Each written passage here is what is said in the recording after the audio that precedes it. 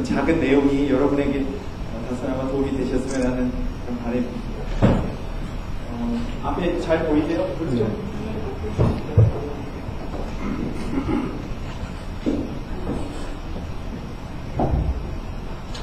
네, 오늘 같이 말씀을 나눌 거는 창의적 인재로 만드는 생각정리의 기술이라는 어떻게 보면 좀 잘 알 것도 같고 어떻게 보면 만만한 것 같지도 않은 그런 주제로 같이 해볼까 합니다. 아시는 것처럼 요즘 대세죠. 크리에이티비티, 창의형 인재, 융합형 인재, 통합, 이런 형성 이런 것들이 이제는 뭐 빼놓을래야 빼놓을 수 없는 박근혜 정부에서 또 다른 키워드가 되고 있지 않습니까? 그래서 오늘은 어떻게 그런 것들을 우리가 담아볼 수 있는지 차곡차곡 말씀을 나눠볼까 합니다. 예, 제 소개는 그래서 그냥 지나갈게요. 정부와 기업에서 지금 어찌 보면 이 글로벌 경쟁 시대를 헤쳐나갈 수 있는 유일한 대안으로 생존과 성장의 화두로 언급되고 있는 것이 창의성이라는 주제가 아닌가 생각을 합니다. 그래서 조금은 과거와는 조금 다르네요. 하지만 좀 더 리마커블하고 탁월한 내용들이 그 컨텐츠 안에 있지 않으면 이제는 더 이상 관심을 갖기 어려운 이런 세상이겠죠. 창의성이라는 단어를 사전에서 찾으면 이렇게 되어 있더라고요. 새롭고 독창적인 생각, 그리고 주어진 문제에 대해 보다 해결 방법을 찾아내는 것이라고 되어 있더라고요. 결국에는 이제 모든 것이 다 생각의 문제로 가는 것 같습니다. 그래서 이미 알고 계시죠? 광고를 한번 떠올려 보십시오. 각 분야에 탑이 되는 광고 기업들의 키워드는 어느 정도 뭔가 생각으로 가고 있습니다. SKT 광고가 뭡니까? 띵띵띵띵 이게 뭐죠? 생각대로 티 아닙니까? 신한은행에서 뭐라고 합니까? 생각 뭐 이런 식으로요. 이미 글로벌 경제 속의 중심에 있는 분들은 이제는 키워드가 어디로 가고 있다는 걸 먼저 아시고 그걸 자기 기업의 대표 이미지로 이미 기업의 광고에 아주 효율적으로 녹여내고 계신 거죠. 그리고 그렇게 얻어낸 기업의 모습은 소비자로 하여금 그 기업이 미래를 주도하는 선두기업이라는 작은 효과를 나도 모르게 알게 되는 거죠. 그래서 이제는 생각을 떠나서는 이해할 수 없는 그런 부분이 있습니다. 그래서 조금은 줄기세포와도 같은 창의성이라고 하면 이미 어떤 내용이 가미가 돼서 뭔가 이렇게 출산한 아이의 모습이라면 그 이전에 어머니 태중에 있는 아직은 알 수 없는 미래의 어떤 모습일지 아직은 우리가 알기 어려운 그 모습으로부터 출발하자는 거죠. 마치 줄기세포와 같은. 이제 그게 결국엔 생각이라는 키워드고요. 그래서 그 생각을 어떻게 가공할 것인가에 대한 이야기를 오늘 조금 드리려고 합니다. 제가 퀴즈를 좀 내볼게요. 아침에 아직 급하게 오시느냐고 아직 말랑말랑한 워밍업이 덜 되셨을지도 모르겠는데요. 한번 같이 고민해 보시죠. 9개의 점이 있습니다. 이 점을요, 종이 위에 펜을 떼지 않고 계속 연결해서 직선으로 이으려면 몇 개의 직선이 필요할까요? 몇 개가 필요할까요? 8개. 다른 분 생각은 어떠십니까? 5개. 5개. 4개. 4개. 12개. 12개. 13개. 16개. 네, 여기 이제 모두라는 거에 대한 약간의 그 이해 부분인 것 같은데, 그러니까 연결되어진 각각의 점들이 모두 각각은 아니고요. 그냥 점들이 끊어지지 않고 연결되게 하려면 몇 개의 직선이 필요할까 합니다. 제가 초등학교에도 가끔은 이제 가서 아이들하고 같이 이런 강의를 하고 그러는데요. 아이들이 좀 생각이 유연하잖아요. 그래서 아이들에게 이런 질문을 던지면 한 5초도 지나기 전에 손을 드는 아이들이 막 나타납니다. 그래서 그래 제일 먼저 든 친구 한번 얘기해봐. 그럼 이제 이렇게 얘기하는 거죠. 저는요 이렇게 막 고민하다가 손가락을 이렇게 딱 펴니다. 5개 이러는 거죠. 어떻게 5개야? 그럼 이제 쫓아 나옵니다. 그리고 백목으로 이제 그리죠. 이렇게요.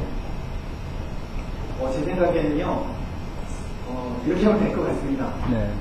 그래서 5개. 여러분들 동의하시나요? 네. 예, 보통은 이렇게 답을 하죠. 이제 여기에 함정이 있습니다. 그럼 제가 한 번 더 묻죠. 정말 그럴까? 5개가 맞아? 이렇게 물어봅니다. 그러면 아이들은 아시죠? 정답을 말하는 아이도요. 제가 의문형으로 던지면 순간 긴장하면서 아닌가? 그럼 뭐가 있지? 이러고 다시 고민하기 시작합니다. 제가 여러분께도 똑같은 질문을 드려보겠습니다. 5개가 맞나요? 아니요, 6개네. 6개인가요? 네. 많아지면은 당연히 다 이어지겠죠. 우리 강 선생님은 어떠십니까? 몇 개로 이을 수가 있을까요? 7개. 7개 돼야 돼요. 더 줄어들 수는 없을까요? 있어요, 하나로. 4개로 될까요? 4개가 보이셨나요? 대단하십니다. 4가지라고 이야기하는 어린 학생들이 또 나타납니다. 그래서 너는 그럼 어떻게 했는데? 그러면 또 이렇게 오죠. 와가지고 저는요 이렇게 했어요. 야. 다 이어졌나요? 네. 떼지 않고 한 번에? 네. 그렇죠? 네. 그래서 제가 그래 하고 또 묻습니다. 4개가 다냐? 이렇게 또 묻습니다. 여러분 4개가 다인가요? 아니, 맞나요? 예. 하나도 있어요, 하나. 그러면 또 아이들이 고민합니다. 그리고 한참 지나면 또 손을 드는 아이가 있습니다. 참 아이들은 놀랐습니다. 그럼 그 아이에게 또 물어보죠. 너는 그럼 어떻게 해도 돼? 그러면 이러죠. 그 아이는 종이나 커도 되죠? 이럽니다. 그럼 이렇게 해도 되겠네요? 이럽니다. 이렇게 해서 3개라고 합니다. 그래 말 되네?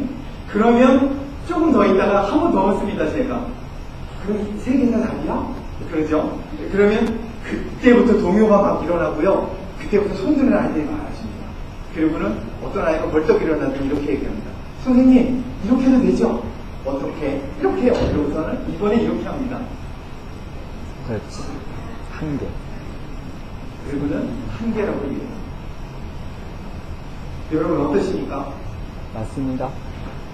지금 제가 보여드린 거는요, 어찌 보면 이 문제에 충실한 것입니다. 펜을 계속 이렇게 떼지 않고 이어서 계속 손들을 다 연결하는 건 맞잖아요. 그죠? 우리는 한 가지의 답을 원합니다. 그렇죠? 근데 아이들에게는요, 조금만 열린 사고를 던지면 전혀 우리가 알고 있는 고정관념에 구애되지 않고 자기들 나름대로의 생각을 펼쳐냅니다. 그리고는 이렇게 여러 가지 답을 다양하게 줍니다. 탈무드를 아십니까? 토라를 들어보셨습니까? 유대인들이 굉장히 유능하고 노벨상 수상자들이 많은 민족이죠. 그들이 그렇게 될 수 있었던 이유는 뭘까요? 학교에 가는 아이에게 집에 돌아온 그 아이를 맞이하는 어머니가 이렇게 얘기했다고 합니다. 우리 어머니들은 어떻게 하죠? 학교에서 아이가 돌아오면 발성 안 부렸어? 그렇지. 오늘 안 싸웠니? 이게 첫 번째죠. 그리고 조금 더 이제 교육적인 어머니는 이렇게 물어보죠. 오늘 학교 가서 뭐 배웠어? 이렇게 물어본다고 합니다. 그런데 유태인 어머니들은 조금 다르답니다. 뭐라고 한다죠? 그래 오늘 너는 뭘 물어봤니? 선생님께 이렇게 묻습니다. 저는 그게 무슨 말인지를 몰랐습니다. 그런데 탈무드라는 내용들, 우리가 알고 있는 내용들이요, 답이 없는 질문이에요. 뭐 예를 들면 이런 거죠. 탈무드가 어떤 건지를 물어보면 가장 대표적인 질문으로 이런 얘기를 한답니다. 굴뚝을 청소하러 두 아이가 들어갔습니다. 그런데 한 아이는 얼굴에 뭐가 잔뜩 시커멓게 묻어서 들어오고요. 한 아이는 멀쩡하게 내려왔답니다. 그러면 두 아이 중에 누가 얼굴을 씻을까요? 멀쩡하게 이게 질문의 핵심이고요. 보통 그렇게 물어보면 아무 생각 없는 사람들은 이렇게 얘기하죠. 아무 들어온 사람이 씻겠지 뭐. 예, 이렇게 질문하면 라피가 정말 그럴까? 하고 이야기하죠. 그러고는 깨끗한 아이가 씻는다고 이야기합니다. 그러면 당연히 답을 한 사람은 그러겠죠. 아니 왜? 그러면 거울이 없으니까 서로가 서로의 거울이 되면 깨끗한 얼굴을 본 더러운 아이는 자기가 깨끗하다고 생각을 할 거고, 더러운 아이의 얼굴을 본 아이는 자기가 더럽다고 생각하니까 깨끗한 아이가 씻는다라는 것이죠. 그럼 이제 그 대답을 들은 사람은 그렇구나. 그럼 이제 다시 한번 도전심이 생기니까 그럼 또 다른 질문 좀 해주세요. 이렇게 묻겠죠, 당연히. 저 같아도 그럴 거예요. 그러면 그 라피는 이렇게 얘기한답니다. 굴뚝을 청소하러 간 2명의 아이가 있는데 하나에는 얼굴이 시커멓게 돼서 내려오고 하나에는 깨끗하게 내려왔다. 그럼 이번엔 누가 얼굴을 씻을까? 라는 똑같은 질문을 또 던진다는 거죠. 그러면 보통은 순진한 우리들은 뭐라고 해요? 깨끗한 아이라고 이제 답을 알았으니까 그러겠죠? 그러면 그 앞에는 또 이렇게 한답니다. 틀렸다. 그 누가 씻냐고. 그럼 이번에 더러운 아이가 씻는다. 이렇게 얘기합니다. 왜 그럴까요? 아, 두 번째는요, 아무도 안 씻는다고 한답니다. 그 이유는 뭐냐고 했더니, 더러운 아이가 깨끗한 아이를 봤죠. 근데 깨끗하잖아요? 그러니까 더러운 아이가, 자기도 깨끗한 줄 알고 가만히 있는 거죠. 그러면 깨끗한 아이가 더러운 아이 얼굴을 봤는데, 걔가 그냥 안 씻고 가만히 있는 거죠. 그러니까, 쟤도 안 씻네? 그럼 나도 뭐 그냥 있지? 하고 따라한다는 겁니다. 그래서 안 씻는다는 겁니다. 그래서 똑같은 질문을 또 던지는 거죠. 그럼 다음번에는요, 둘 다 씻는답니다. 이런 식으로 답이 정해져 있지 않다는 것입니다. 그리고 답을 찾는 게 목적이 아니고요. 왜 그 답에 도달하게 되었는지를 유태인들이 탈무드와 토라라는 것의 토론을 통해서 배워간다는 거죠. 생각하는 방법을 배운다는 거죠. 그런데 우리는 항상 뭐라고 배웁니까? 4개 중에 골라라. 정답은 뭐냐? 이거에 길들여져 있다는 거죠. 그래서 유태인 아이들이 한국에 와가지고 시험을 보면 빵점을 맞습니다. 그 이유는 우리는 모르는 것에 익숙한데 그들은 이것도 왜 답이 될 수 없냐고 질문을 한다는 거죠. 그래서 답을 표시하지 않는다는 것입니다. 아인슈타인이 대한민국에 태어났으면 아마 그는 내신 대부분 절대 모르지 않습니다. 그렇죠? 하나 더 여쭤볼게요. 제가 어떤 화면을 보여드릴 것입니다. 이 화면에는요, 굉장히 많은 점들이 있는데요. 제가 2초의 시간을 드릴 겁니다. 몇 개의 점이 있는지 한번 맞춰보세요. 준비되셨습니까? 네, 한번 가겠습니다. 준비, 시작. 몇 개가 있었을까요? 여러 개. 이야. 그죠? 가장 합리적이다. 그죠? 대강 감이 오십니까? 몇 개가 있었을까요? 많이. 몇 개? 63개 나왔습니다. 또 다른 분 생각은요? 90개. 또 다른 분은요? 세무더기. 감이 잘 안 오시죠? 그냥 많아 보이시죠? 예. 제가 한 번의 그림을 다시 보여드리겠습니다. 이번에는 시간은 2초입니다. 잘 봐주세요. 아. 이번에 몇 개일까요? 아까 그 놈들입니다. 달라지지 않았습니다. 네, 몇 개죠? 90개, 63개, 3회 되시는 93개. 말이야. 한 번 더 보여드리겠습니다. 한 번 다시 보시죠. 역시 시간은 같습니다. 아. 몇 개였을까요? 몇 개죠? 81개. 맞습니다.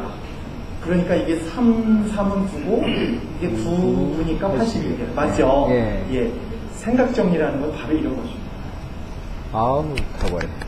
똑같은 것을 바라봅니다. 그런데요, 조금 다르게 만들었어요. 그렇지. 근데 그걸 위해서 우리가 엄청나게 무슨 장치를 거기다 투입하거나 어떤 시스템을 녹여내지 않았습니다. 단지 약간의 배열과 약간의 방법을 달리했을 뿐인데 우리의 뇌는 기똥차게 그 답을 정확하게 찾아내요. 생각제로운이라는 것은 바로 이런 것입니다.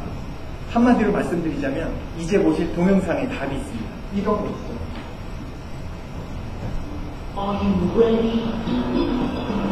그럼 시작해볼까요? 시작합시다. 자, 이제 정말 시작합니다. 자, 갑니다.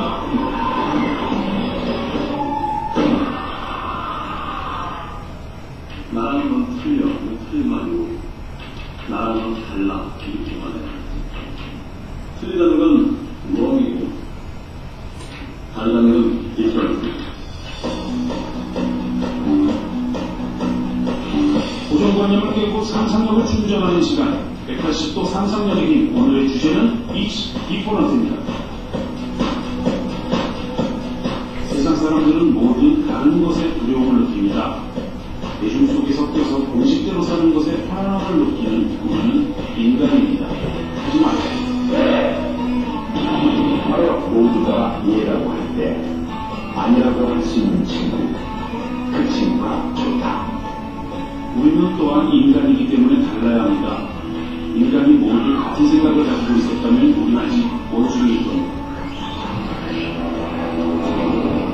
그럼 먼저 당신의 딱딱한 뇌를 풀어드리겠습니다.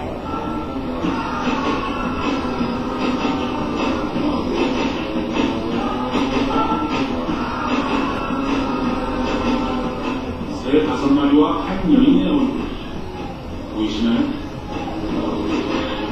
무대에서 악기를 연주하는 사람 위에 보이는 수많은 청중들 그렇게 보이시나요?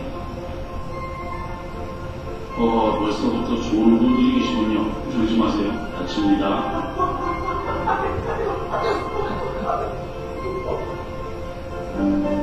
인간이 자연이고 자연이 인간이라는 메시지를 담고 있는 작품들입니다.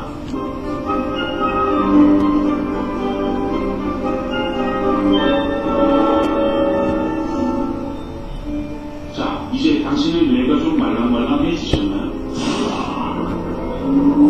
남과는 다른 생각이 경쟁력이고 발전의 원동력입니다. 1999년 화제를 불러일으킨 한 이동 통신회사의 광고입니다.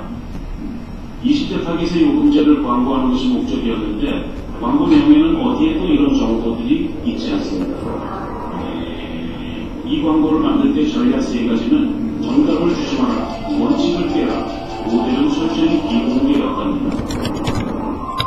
이 독특한 광고는 당시 이영의 시문화의 예쁜 광고들을 제치고 최고의 작품으로 아직까지 기억되고 있습니다. 남들과 똑같은 것은 힘이 없습니다. 이분들이 다 슈퍼맨입니다. 티팬티 입은 섹시한 슈퍼맨, 하이힐 신은 키 작은 슈퍼맨, 앙증맞은 긴 슈퍼맨, 한복 입은 모은 슈퍼맨. 슈퍼맨이라고 옷을 갈아입지 말라는 법은 없습니다.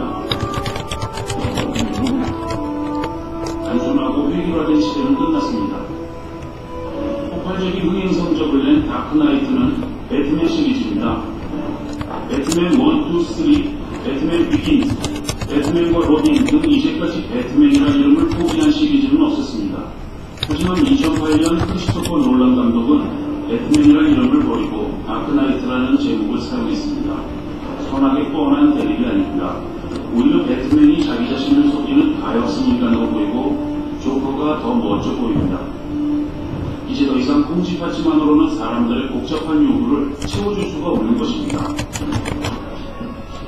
스파이더맨이 까만 유니폼을 입고 구매하는 이유도 여기에 있습니다. 세계적으로 인기를 끈 시리즈 캐러비안의 해적이 나오는 스페로우 선장. 그는 주인공이지만 비겁하고 이기적인 겁쟁이 캐릭터로 보여져서 더욱 친근하고 정이 갑니다. 스피버그 감독은 피터팬 이야기를 호크 입장에서 펼쳤고 헨콕은 진지하면 최선을 다하는 영웅의 모습이 아닙니다. 성격도 백박하고 주법 정신도 없으며 만사가 귀찮은 막무가내 캐릭터입니다.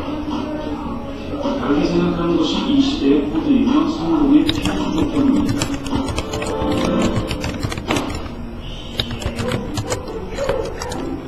우리에겐 180도 다른 시선과 해석을 하는 연습이 필요합니다. 전 세계 어린이들이 모두 읽은 아름다운 동화 백설공주. 그런데 아무리 계보지만 어떻게 딸인 백설이를 살해하려고 독이 든 사과를 보낼 수 있을까요? 그리고 그것을 아이들에게 아무렇지도 않게 읽어줄까요? 어떻게 아무도 없는 7단장기의 시대에 모자치기까지